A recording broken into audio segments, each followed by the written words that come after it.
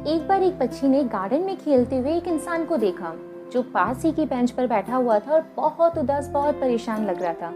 बच्ची ने पास जाकर उस इंसान से उसकी परेशानी का कारण पूछा। स्टार्टिंग में तो उस इंसान ने उस बच्ची को इग्नोर किया, लेकिन बच्ची के बार बार पूछने पर उस इंसान ने बताया कि उसने अपनी लाइफ में जो कुछ भी अर्न किया था वो सब कुछ खो चुका है। वो इंसान सिर्फ एक ही बात की रट लगा रहा था कि वो अपनी लाइफ में सब कुछ खो चुका है और उसके पास कुछ भी बाकी नहीं बचा। बच्ची ने कुछ देर सोचा और उसके बाद अपने बैग से एक पेंसिल और एक पेपर निकाला और उसे उस इंसान को थमा दिया और उस इंसान से कहा कि लेट्स प्ले अ गेम। मैं आपसे जो भी क्वेश्चन पूछूंगी आपको उनके आंसर इस पेपर पे लिखने हैं। उस इंसान ने भी उदास मन के साथ उस गेम को खेलना शुरू किया। बच्ची ने अपना पहला क्वेश्चन पूछा कि आपके सब कुछ खोने के बाद भी क्या अभी तक आपकी वाइफ आपके साथ है? उस इंसान ने कुछ सोचा, उसने स्माइल किया और फिर अपने पेपर पर कुछ लिखा। इसी तरह बच्ची ने अपना नेक्स्ट क्वेश्चन भी पूछा, व्हाट अबाउट योर चिल्ड्रन? इंसान ने फिर कुछ सोचा, स्माइल किया और अपने पेपर पे कुछ लिखा। इसी तरह बच्ची अपने और क्वेश्चंस के साथ भी रेडी थी जो उसने एक एक करके पूछे। What about your friends? आपने अपनी लाइफ में कभी कोई ऐसा काम करा है जिसके लिए आप गिल्टी हो? या फिर व्हाट अबाउट योर हेल्थ? और भी ऐसे बहुत से क्वेश्चन।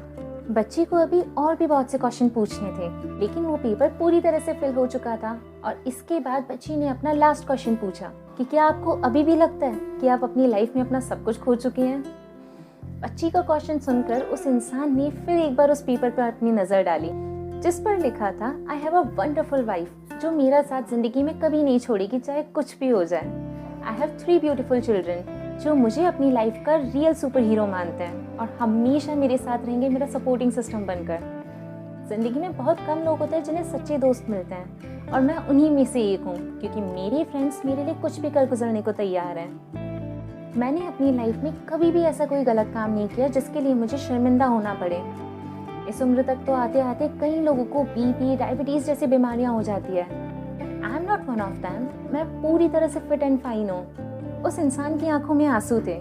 वो समझ चुका था जो उसे वो बच्ची समझाना चाहती थी। उसने उस बच्ची को शुक्रिया कहा और एक नई उमंग और उत्साह के साथ वो गार्डन से बाहर चला गया। So friends, moral of the story is it's easy to complain. It takes courage to change. It's easy to focus on a problem. It takes courage to find a solution and focus on that. It's easy to see that glass is half empty. It takes courage to see that glass is half full.